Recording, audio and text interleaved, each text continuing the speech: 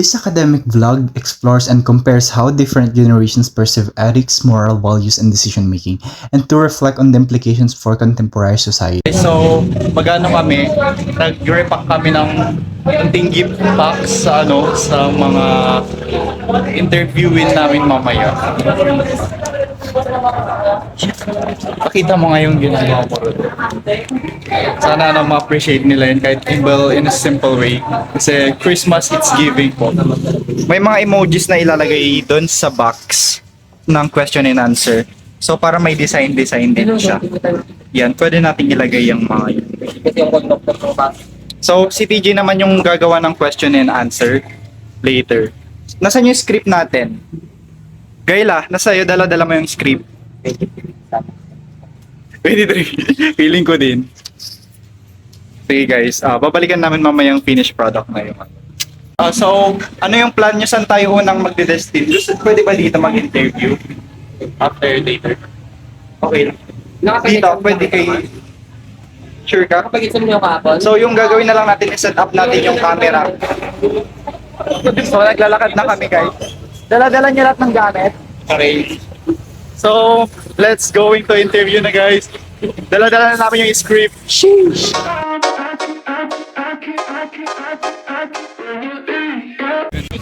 Good morning, sir. Pwede po ba namin yung interview for educational purpose lang naman? Tsaka yung concept po namin is pwede po bang i-post online?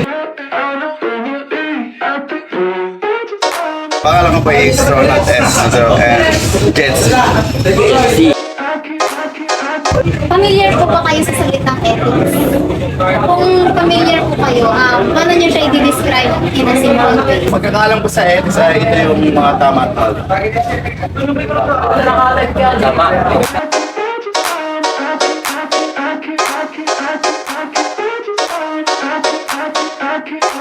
Tatanong sa inyo na si Sir Kenneth na sa sir, meron po kaming katanungan sa inyo. Ipili po kayo ng katanungan na mapipili niya inyong sasagot. So, ganito po yun. Salamat po. May ilan po kaming tanong tungkol sa inyong paniniwala sa moralidad at paggawa ng desisyon. So, ang gagawin po dito is mabubunot po kayo ng isang topic dito. Tapos, kung ano po yung opinion nyo dito sa topic na to, yun po yung sasagutin nyo. Base lang po sa question. Yes.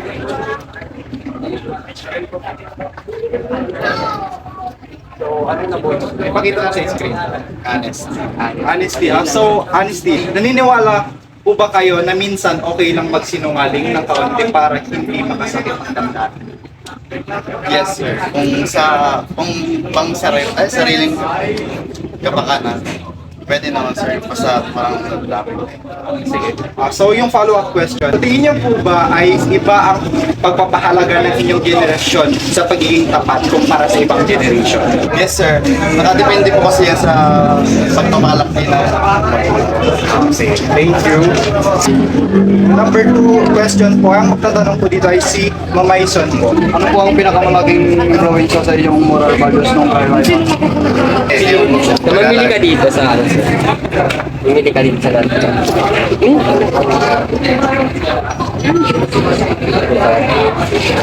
Ano yung napili mo? Patingin nga po sa family culture. Family culture. Ito yung dadaling ko hanggang sa pagtanda. Tatanungin ko lang isa. Sa tingin niyo po ba nagkakaiba o nagko-conflict ang pananaw niyo sa inyong generation tungkol sa tama at mali? Kumpara sa magulang o mas bata pinera? Yes po, may pagkakaiba po sa henerasyon natin ngayon at sa henerasyon ng mga magulang. Katulad po ng yung humingi po ako ng baon, sabi po niya, "Kahit ang laki, sa amin dati, 20 pesos lang, kasya." Paano po nagdudulot ng problema ang pagkakaito? Ito ng value sa mga lugar tulad ng balan, trabaho, o komunidad. Po ng mga dito sa school at sa trabaho o sa ibang komunidad na. Ay, ito po yung pagkakaroon natin ng ibang kapatao. Kung may isang ethical value po, kayong ituturo sa lahat ng generation, ano po iyon nagbago? Sa mga bata po ngayon kasi, dito mo na po tumitigas lahat ng ulo din. Sa henerasyon pa namin natin, mabilis po makagat yung iba. Sige po. Dahil dyan, sir, at maraming salamat po sa interview. May munti po kaming regalo, bibigay ni Sir TJ. Mamimili ka po ng isa. Sa inyo, King. Certificate ka dyan para surprise. Yan. Thank you po, sir. Advance Merry Christmas, guys. Gawin na lang sa atin. Wait, paano yun? Ay, tingin kayo dito. Ay, sige, babay na kayo. Magkikita. Sige, okay na. Thank you. Sige, sana masaya ka dyan.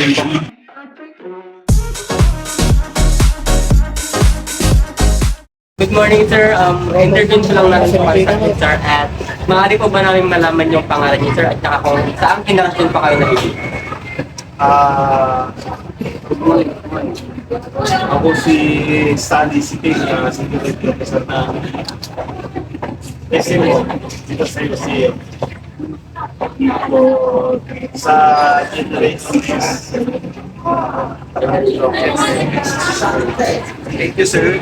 Okay. Meron pong mag-interview sa inyo si Joanna and si Kenneth. So, proceed tayo sa question number 1. Sir, familiar po ba kayo sa word na ethics?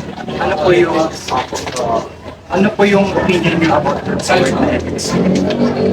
Kasi ano lang yung may pag-uugali, ano? Ano yan kasi sa pag-uugali ng Gen X, respeto dahil susunod pa sa mga magulang. Madalas sa church, walang kasi walang mga future, walang mga malaruan na computer kaya kami ay nasa bahay lang. Lalabas kami kasama ang parents, punta ng church, punta ng plaza, sa palengke kasi wala pang noon. Tapos, halos lahat ng mga sinasabi ng magulang ay sumusunod. Dahil sa wala pa tayong social media kasi ngayon ay apektado na tayo ng social media. So, next sir, mag-proceed sa bulungan. So, dahil bibigyan na lang po namin kayo ng sasagutin. Social justice. Tanong naman po dito sa may social justice. Sa tingin niyo po ba, sir, ay patas po ba yung pagtrato sa lahat ng mga tao po sa lipunan? Mahalaga po ba ang social justice sa inyong henerasyon?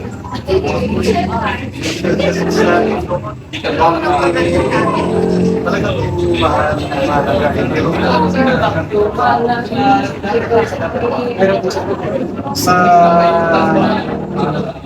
Sa hukuman talagang ba, kailangan patas kaya may hearing naman. Pero sinasabi nila kung isang butas yung hearing kasi namumpunta mo kaya nagwawagi kung minsan yung mga pera.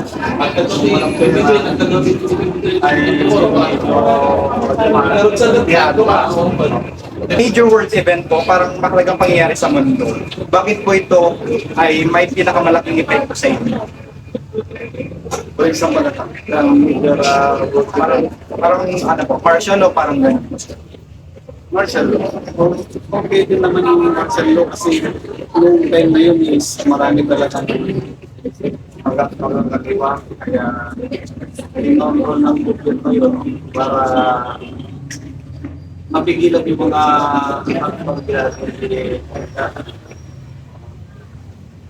kaya at saka para isa yung pumuturo sa atin, yung presidente na. Kasi kung mayroong mga makakaliwa may sarili silang pamamaraan para sa gobyerno. Pero mas maganda talaga na isa lang yung masusunod natin. Yung mga kabataan, lalo yung kabataan na pikuan sa mga ganyan, na yung pag-iwas sa mga kabataan,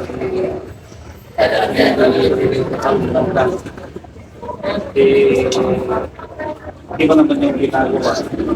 Kasi yung nakakasama sa mga tao.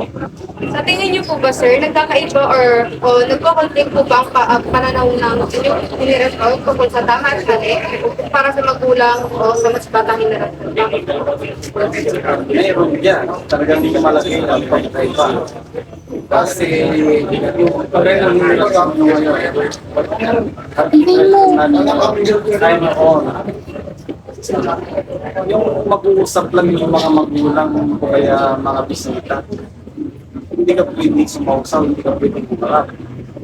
Titignan ka lang, susunyapan ka lang, alam mo na. Ngayon nag-uusap kayo yung mga matatanda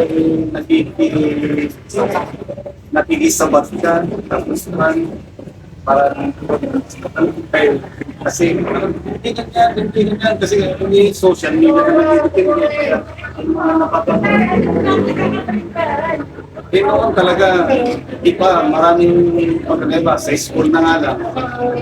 Mga respeto ang mga estudyante dahil may korpor, parang sila, maraming korpor, pinapalo, kaya pinapalo naman dito sa tuhod. Ngayon, wala, hindi mo pwedeng galawin yung bata kasi sa human rights na yun, sa batas, magkakasuhan ka ng gender distance. Dahil ito na yung ginagawa mo sa bata. Kaya lumalaki ang ulo ng bata, naging patigas ang ulo. Hindi ka kaya noon na talagang disiplinado, susunod lang na kaya respetado yung mga bata noon at disiplinado. Hindi yung sinabi ng bata, kapag ng palo, mga react na yun, magagalit ka, di ba? Paano po nagdulot ng problema ang pagkakaibang ito ng mga ng values sa mga lugar tulad ng paaralan, trabaho o pagbibuhay? Malaki ang tingin ko dahil sa simple nagbago na yung ugali. Pati sa trabaho, i-apply niya yung na-adapt niya sa ngayon na mga gawaing hindi maganda. Kaya apektado rin yung trabaho. Siyempre sa bahay dapat, dito sa trabaho dapat, kung may problema ka sa bahay, papunta rin dito sa school para hindi apektado pa. Kung minsan mga iba, may mga hindi magandang ginagawa pa dahil sa atin ganito gawin natin yan kasi ginagawa naman nila. Kaya huwag mo rin naman gawin. Kung anong hindi maganda, huwag mo lang dahil nakakatik yan sa trabaho kaya dito sa school. So, last question po. Kung may isang ethical values po kayo na ituturo sa lahat ng generasyon, ano po iyon at bakit? Gusto ko po yung respeto sa tao. Pag may respeto ka sa disiplina, nandun na yung disiplina, hindi mo mawala yun kasi magkasama yan. Respeto sa disiplina. Kapag nirespeto mo kasi isang tao, may balik sa'yo na respeto. Ganun na yung maganda ka nasa sa'yo para mabuhay ka ng maganda. So, maraming salamat po, sir. Dahil sa effort niyo po, sir, meron po kami hinanda na unting regalo. Mabili na. Wala po. Sir, mas malaki, sir. Malaki, sir. Kailangan. For charge, sir, mas malaki. Mas malaki.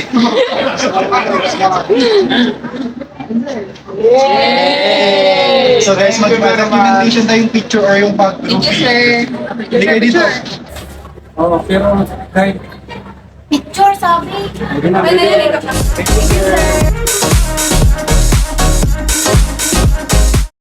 Good morning po, sir.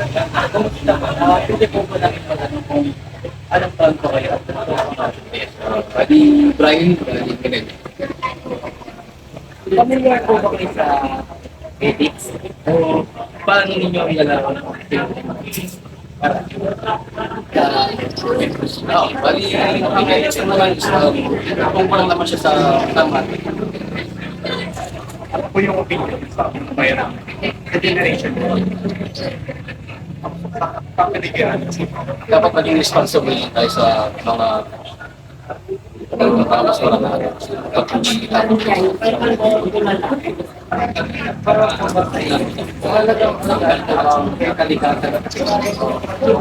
So, kailangan po priority.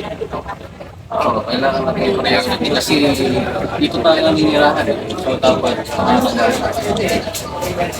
Kung laking influence sa inyong moral values nung kayo ay bata pa.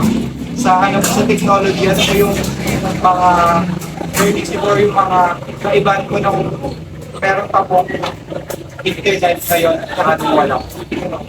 Bali, malaki na kasi yung influence ng internet sa araw-araw. Kumbaga parang napapadali ito natin.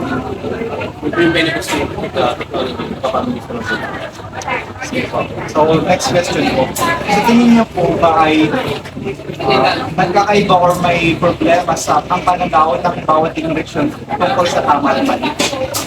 Kumpara sa inyong mga magulang sa mas batang generasyon, magkakaiba po ba yun ng pananaw tungkol sa tama at mali? sa pagpapalaki ng mga magulang natin. Naipa lang. So, number 4 question po. Taking Tanak, siya naman po. Paano po nagdudulot ng problema ang pagkakaiban o ng values sa mga lugar tulad ng trabaho? Kailangan kasi natin makisama sa parang ibabangin natin papakita natin sa pero kung may ethical valuable kayong tuturo sa lahat ng generasyon, ano po yun at bakit? Yun, sana hindi nawala yung pagiging pag-aaral natin sa nakakatanda sa isa't isa. Thank you po. May regalo po kami sa Yes naman. Ang gulo niyo. Christmas at Last na yan. Ay, kuya. dalawa sa kanya. Ay, last na yan talaga. Kaya no-wait ko lang Okay, dapat yung open niya na. Dapat Kuya, okay mo. Dito na. ayaw siya na open kasi Kailangan ibibidyo yan, ibibidyo. No offense po yan, pero kailangan Yes, sir. sa inyo, sir. Sir! Gagamit Hawakan mo nga to, be. Hawakan mo. Text yan, Hawakan kuya, mo to, text. bilis. Hawakan mo to. Text. Hawakan mo nga to. Wait. Ay, chocolate. Chocolate yan, sir. Boya. Baka nga. Oy, Jonathan, kailangan. Kuya, last na talaga eh. Pango yan, kaya. Maganda sa sarap yan. Ay, grabe siya. Bago pa yun ang vaccine. Hindi yan nagamit. Never been Boxing used. web baka nagamit. Magamit to. Oo, nakita mo kaya. May silk pa yan, tingnan mo. Okay. Thank you, kuya. Are their ethical views similar or conflicting? Why? We believe the ethical views of different generations are both similar and conflicting. All generations value honesty and responsibility, but they express these values differently. Older generations tend to prioritize discipline and tradition, while younger ones focus on flexibility and inclusivity. These differences are shaped by the experience and environments each generation grew up in. How do generational differences affect ethical decision making today? We see these differences clearly in how ethical decisions are made today. Older generations often prefer clear rules, structure, and authority. Younger generations value collaboration, open communication, and understanding. These differences can cause tension, but they also create opportunities for better decision making when respected. Which generations align with you? We are Gen Z, but align most with Generation X. We appreciate their strong sense of accountability, honesty, and independence. These values feel increasingly important in today's society. Their approach encourages responsibility while still being open to change. How can these differences build a more ethical society? We believe generational differences can help build a more ethical society. Older generations offer discipline, experience, and moral grounding. Younger generations bring empathy, awareness, and openness. When we learn from each other, we create a stronger and more ethical community.